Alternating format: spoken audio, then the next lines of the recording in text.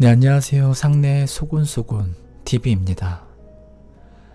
2020년 11월 23일, 지금 시각은 10시 15분을 가리키고 있습니다. 네, 저번에 읽어드렸던 생각의 차이에 이어 이번에 제가 가지고 나온 책은 웨인 다이어 지음의 행복한 이기주의자, 이 책을 가지고 나와봤습니다. 이 책은 제가 20대 때 읽었던 책이었는데 우연히 이 책을 또 발견해서 읽다 보니까 20대에 읽었던 그 느낌과 또 다른 느낌이어서 우리 소곤소곤 가족들 주무실 때 편하게 잠들 수 있도록 한번 들려드리는 것도 괜찮을 것 같아서 한번 가지고 왔습니다. 네, 그럼 책 속으로 한번 들어가 보도록 하겠습니다.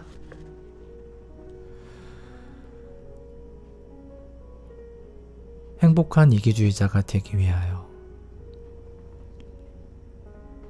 자신을 망치는 행동과 그것을 극복하는 방법이란 책 소재를 삼기에는 다소 까다로운 영역이다.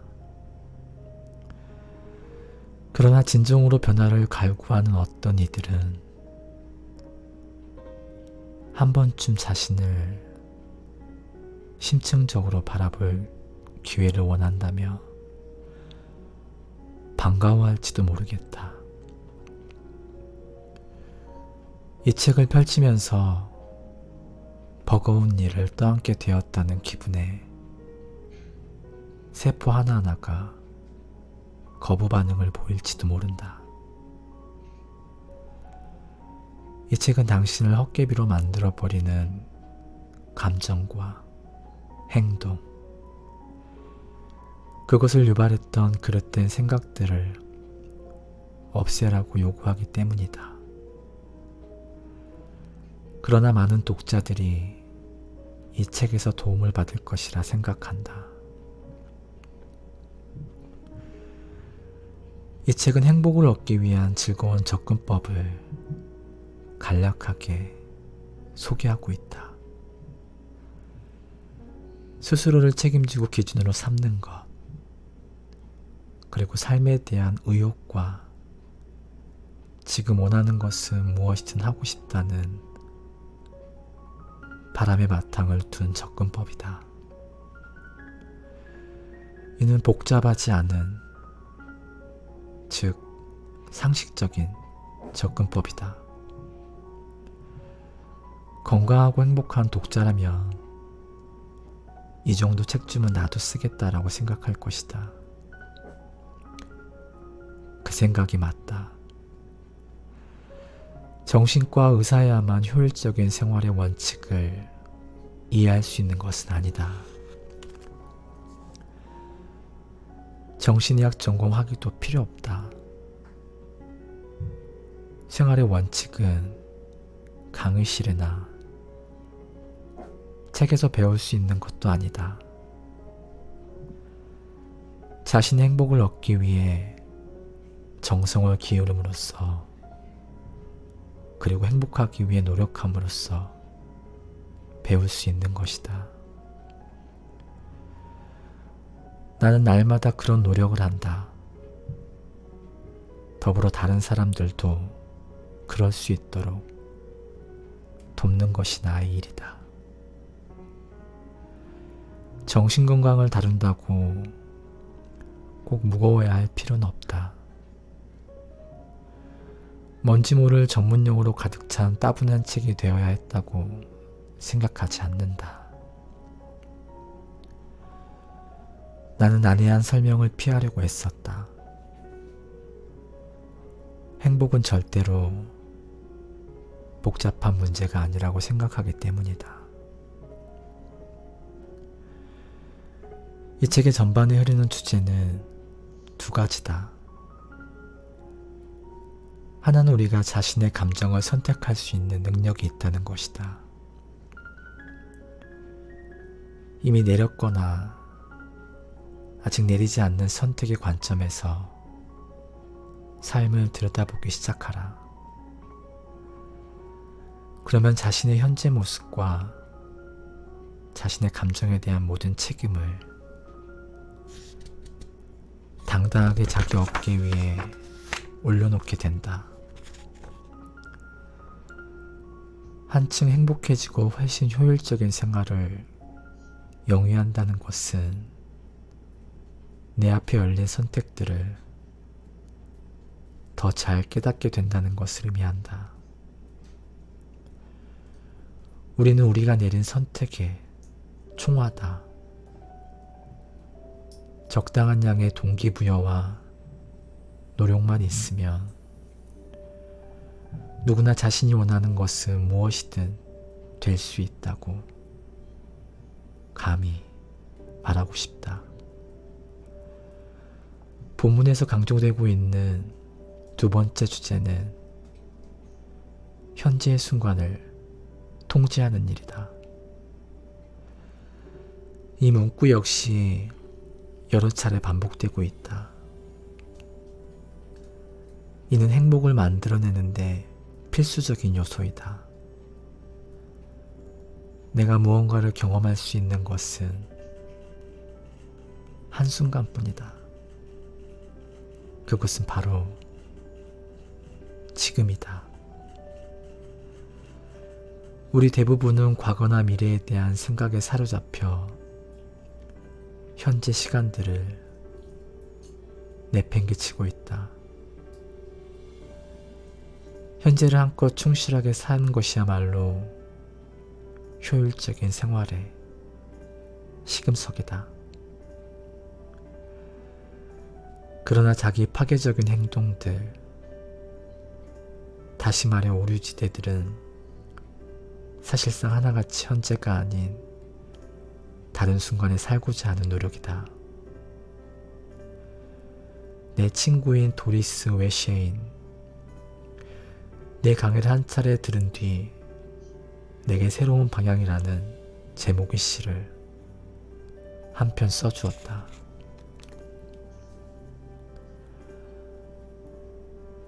머나멀리 여행을 떠나고파라.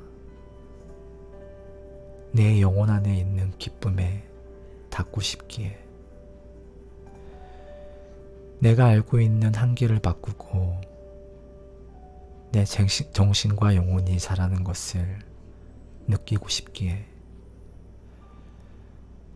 생활하고 존재하고 살아가고파라. 내 안의 진실에 귀를 기울이고 싶기에 새롭고 아름다운 경험을 방해하는 눈가리개들을 없애는데 이 책이 도움이 될 것이다. 또한 독자들이 이 책을 통해 자신의 새로운 방향을 발견하고 선택하게 될 것이라 믿어 의심치 않는다. 제1장 내 인생은 내가 지휘한다. 위대함의 본질은 다른 사람들이 이성을 잃고 날뛰는 상황 속에서도 차곡차곡 자기 실현을 구할 수 있는 능력이다. 뒤를 돌아다 보라. 늘 나의 뒤를 따라다니는 또 다른 내가 보일 것이다. 딱히 붙일 만한 이름도 없으니 그를 죽어있는 나라고 부르자. 나는 그를 두려워할 수도 있고 나에게 득이 되는 방향으로 이용할 수도 있다. 그거에 대한 선택은 나의 몫이다. 죽음은 끝도 없이 우리의 어깨를 짓누르는 주제이다. 그리고 삶은 제대로 숨을 고를 여유도 없이 짧다. 그러니 자신에게 이런 질문을 던져보라. 내가 진정 하고 싶은 일을 이렇듯 모른 척해도 되는 걸까?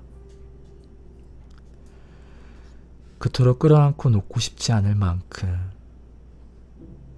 물질이 소중한가? 이러한 질문에 대한 우리의 대답은 필시 다음 몇 가지로 요약이 될 것이다.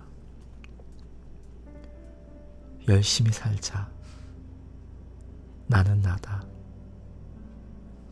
인생을 즐기자. 그리고 사랑하자. 우리는 부질없이 죽음을 두려워할 수도 있지만 오히려 죽음을 방패 삼아 제대로 살아가는 법을 터득할 수도 있다. 러시아의 문호레프니 콜레에비치 톨스토이의 단편소설 이반 일리치의 죽음의 주인공 이반 일리치의 죽음의 신을 기다리며 다른 사람에게 철저히 지배당했던 자신의 과거를 회상한다. 그는 체제에 수긍하기 위해 이제껏 자신의 인생을 자유롭게 살아가는 것에 대해서 체념해 왔다.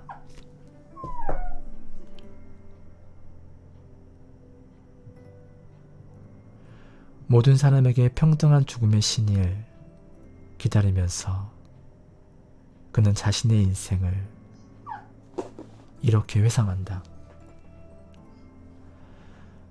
만일 내 일생이 모두 잘못된 것이라면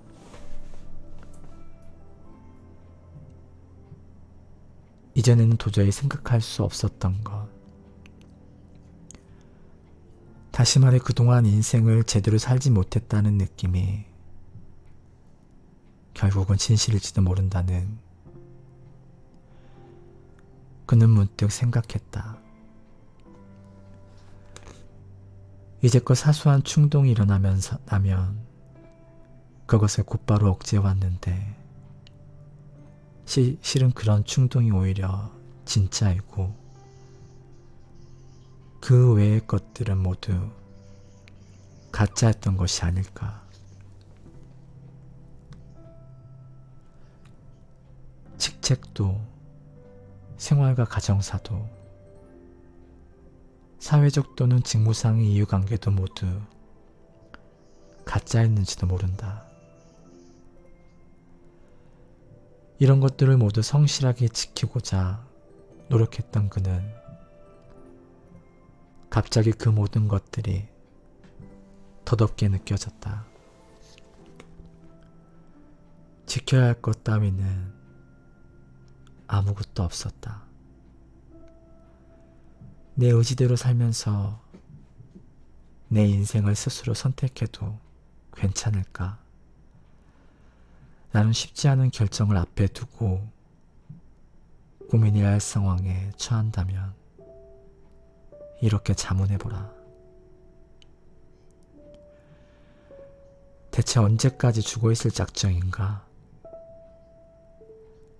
이렇듯 죽음을 넘나드는 통찰을 지니고 있으면 우리는 스스로 결정을 낼 수 있다. 내가 실제로 감당해낼 수 있을까 하는 걱정, 불안, 미심쩍음, 그리고 정말이지 제대로 살고 있는 것처럼 보이는 다른 사람들에 대한 열등감도 떨쳐버릴 수 있다. 그러지 않으면 다른 사람들이 나에게 인생 수칙이랍시고 일러주는 대로 평생을 살아가야 할지도 모른다. 우리가 이 세상에 머무는 기간이 너무도 짧은 것이 분명한데 적어도 즐겁게 살아야 하지 않겠는가. 요컨대 나의 삶이다.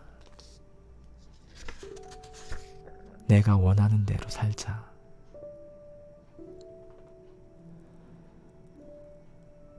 행복한 사람이 똑똑한 사람이다. 자신의 의지대로 살아가려면 먼저 매우 그릇된 통념에서 벗어날 필요가 있다. 가장 잘못된 통념은 똑똑함에 관한 것이다. 우리 사회에서는 똑똑함이 여러 가지 복잡한 문제를 해결하는 능력, 다시 말해 일정 수준으로 읽고, 쓰고, 계산하는 능력, 추상적인 등식을 빠른 시간 안에 해결하는 능력으로 저울질된다고 생각하는 경향이 있다. 똑똑함에 대한 그런 통념 때문에 정규교육과 우수한 성적을 자기 성취의 진정한 잣대라고 단정짓는 사람이 많다. 그렇게 되면 학식계나 있다고 거들먹거리는 사람, 상대적으로 의기소침해지는 사람이 나타나기 마련이다. 우리들은 빛나는 졸업장을 더 많이 가진 사람들, 어떤 학문 분야, 수학, 과학, 풍부한 어휘, 잡다한 기억력, 속독 등의 귀재인 사람들이 똑똑하다고 믿게 됐다. 그러나 지금 정신병원은 번듯한 학력을 가진 환자들로 넘쳐난다. 물론 그렇지 않은 경우도 많지만 하여간 똑똑함에 참된 척도는 하루하루를, 그리고 지금 이 순간을 얼마나 제대로 즐겁게 사느냐다. 따라서 지금 행복하다고 느낀다면, 그리고 소중하다고 생각하는 모든 것들을 위해 한순간 한순간을 살아가고 있다면 당신은 똑똑한 사람이다. 물론 직접 능력은 행복을 위한 유용한 보조수단이다. 그러나 학교 성적이 그다지 좋지 않다고 해도 자신을 위해 행복을 선택할 수 있다면, 혹은 적어도 불행을 선택하지 않을 수 있다면 당신은 똑똑한 사람인 것이다. 행복을 선택하면 신경질에 대한 궁극적인 방패막이를 얻게 된다. 이상하게 들리겠지만 애초에 신경질 같은 것은 존재하지도 않는다. 신경은 성질을 부리지 않는다. 인체를 해부해놓고 눈을 씻고 들여다봐도 성깔을 부리고 있는 신경은 어디에도 보이지 않는다. 똑똑한 사람들은 신경질을 내지 않는다. 스스로를 통제할 수 있게 똑똑한 사람들은 의기소침해지기보다 행복을 선택하는 법을 알고 있다. 삶의 문제에 대처하는 방법을 알고 있기 때문이다. 나는 방금 그들의 문제를 해결한다고 말하지 않았다. 그들은 문제 해결 능력이 아닌 자신이 행복하고 소중해질 수 있는 능력을 똑똑하면 잣대를 삼는다. 문제가 해결되느냐 안 되느냐는 별개의 문제다. 당신이 진정 똑똑한 사람인지 아닌지 힘겨운 상황에 부닥쳤을 때 기분을 어떻게 다스리냐로 작정했느냐에 따라 가늠할 수 있다. 이 세상의 삶의 고단함을 어깨에 짊어지지 않는 사람은 없다. 사회라는 테두리 안에서 다른 사람들과 관계를 맺고 있는 사람들은 모두 엇비슷한 어려움을 겪고 있다. 말다툼이나 갈등 또는 타협은 인간이라면 피할 수 없는 문제들이다. 마찬가지로 금전, 나이듦, 병, 죽음, 자연재해,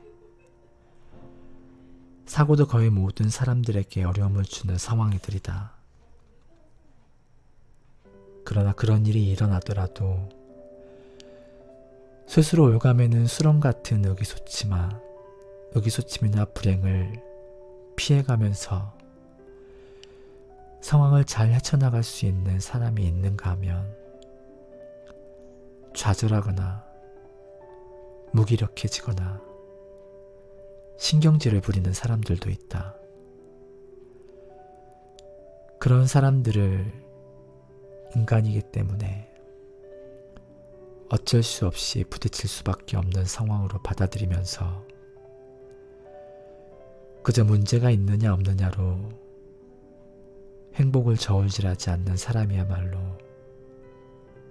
우리들 가운데 가장 똑똑한 사람이다. 스스로를 자신의 중심에 세우는 법을 배우는 데에는 완전히 새로운 사고 과정이 필요하다.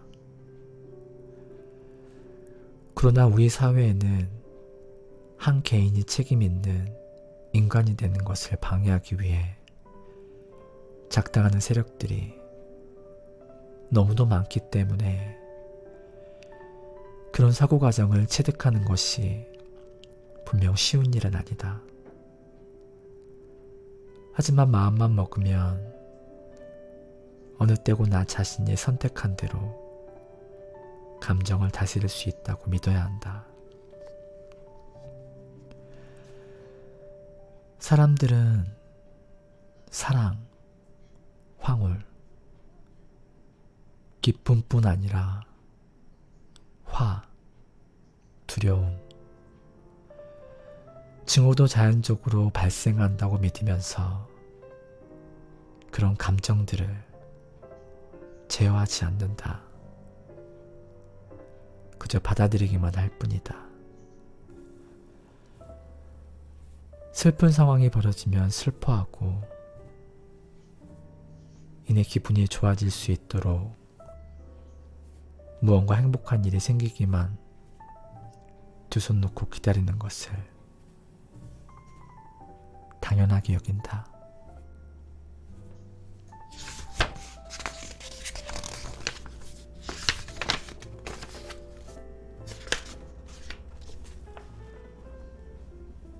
행복을 선택하라. 생각을 바꾸는 것. 이것은 여간 어려운 일이 아니다. 우리는 일련의 어떠한 사고방식과 그에 잇따른 기운 빠지게 하는 생각들에 익숙해져 있다. 여태껏 몸에 배어있던 습관적인 생각들을 떨쳐내는 데에는 엄청난 노력이 필요하다. 행복은 그나마 쉽다. 그러나 불행해지지 않는 법을 배우는 것은 그리 쉬운 일이 아니다. 행복은 인간의 자연스러운 상태이다. 그 증거는 우리 아이들에게서 꾸밈없이 드러난다. 그러나 과거에 꼭꼭 씹어 소화시킨 의무와 책임을 다시 토해내는 것은 어려운 일이다. 자신을 통제하는 것은 내가 지금 또 이러는구나 하는 것을 깨닫는 자각에서 출발한다. 그 사람 때문에 기분이 나빠 등의 말을 내뱉는 그 순간을 의식해보자. 행동을 취하고 있는 순간 자신이 무슨 행동을 하고 있는지 스스로에게 일깨줘야 한다. 우리는 감정의 원인이 외부에서 찾고 사고 패턴을 길들여져 있다. 무수히 많은 시간을 들여 그런 사고방식을 단련시켜 왔으니 스스로의 감정에 대해 책임을 지는 새로운 방식에도 역시 그만한 시간을 들여 균형을 맞출 필요가 있다. 이것은 무척 어려운 일이다. 그래도 어쩔 것인가? 어렵다고 그만둘 수는 없지 않는가? 자동차 운전 교습을 받았던 때를 기억하는가? 처음에는 이걸 도대체 어쩌라는 거야 하는 느낌이었을 것이다. 다리는 2개뿐인데 작동시켜야 할 페달은 3개다. 처음에는 조작법이 복잡하다고 생각이 된다. 클러치를 서서히 놓고 앞을 쏴. 너무 빨리 뗐다 싶더니 심하게 덜컹거린다. 클러치를 늦추고 나면 그와 똑같은 속도로 가속 페달을 밟는다. 오른발을 브레이크에 올린다. 하지만 클러치도 작동시켜야 한다. 그러지 않으면 다시 덜컹거린다. 줄곧 머리를 써서 생각하기 때문에 두뇌에 무수히 많은 신호가 전달된다. 내가 지금 뭘 하고 있지? 스스로 의식한 다음 몇 번이고 시행착오를 거치고 또다시 노력을 기울이다 보면 언젠가는 차에 올라타 부릉부릉 떠날 날이 온다. 당황하거나 덜컹거릴 일도 동작을 일일이 생각할 필요도 없다. 이제 스틱 자동차 운전은 나에게 제2의 천성이 되어버리는 것이다. 어떻게 이런 일이 가능했는가? 거기에는 많은 어려움, 과정이 있었다. 생각하고 다시 주지시키고 열과 성의를 다해 노력을 기울인 끝에서야 이뤄낼 수 있었던 것이다. 손과 발의 움직임을 조율하는 운전 연습처럼 몸을 움직여 어떤 일을 해낼 때 마음을 다스리는 법도 스스로 깨칠 수 있다. 그 과정은 감정 세계에서도 똑같이 적용된다. 현재 내 몸에 배어있는 습관은 평생 단련시키면서 체득한 것이다. 내가 나도 모르게 불쾌해지고 화가 나고 상처받고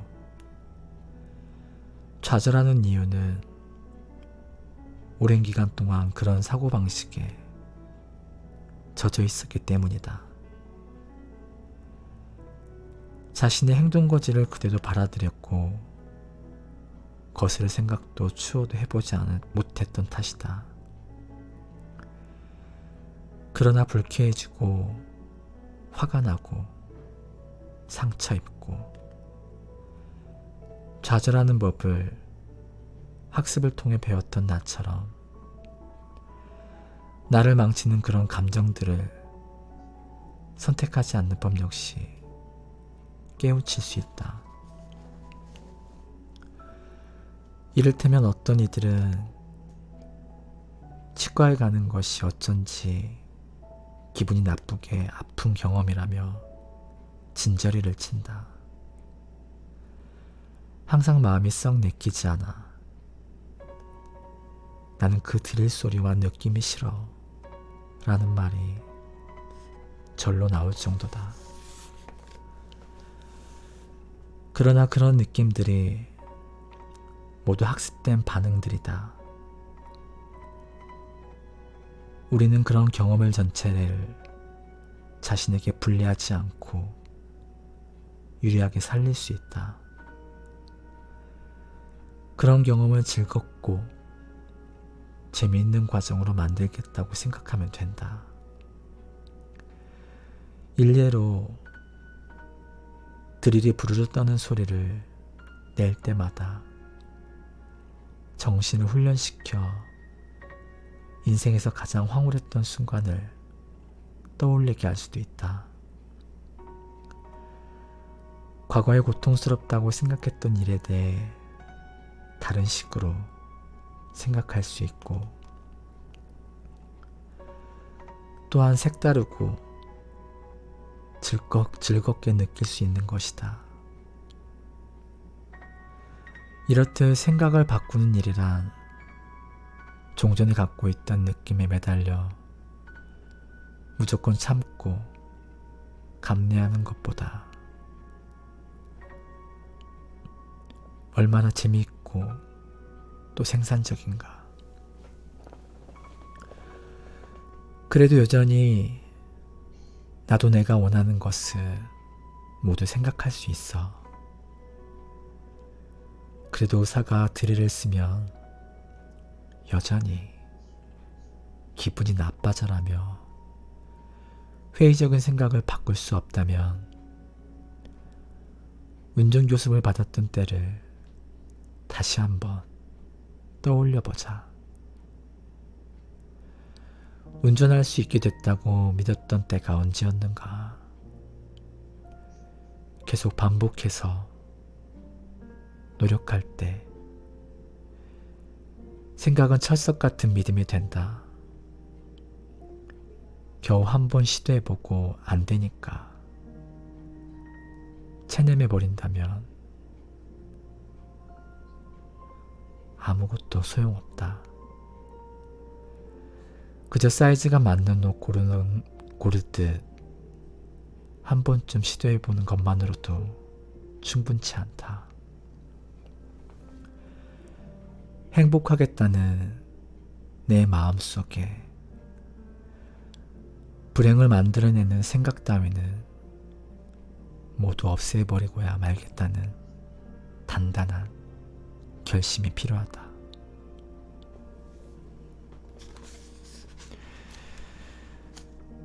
네. 오늘의 1장 내 인생은 내가 지휘한다.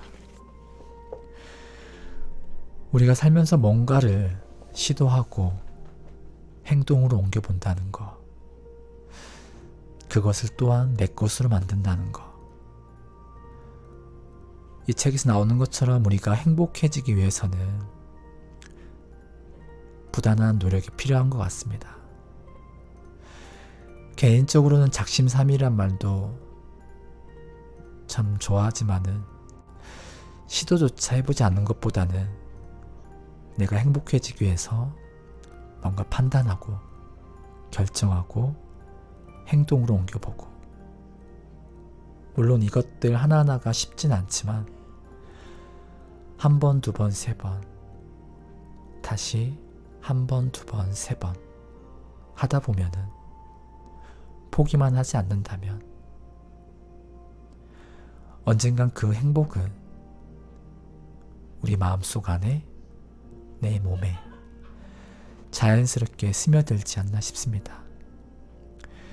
네, 상내의 소곤소곤 TV 책을 읽은 남자, 오늘은 여기에서 마무리를 하도록 하겠습니다. 좋은 밤 되시고요. 오늘 하루도 행복하게 보내시느라 애쓰셨습니다.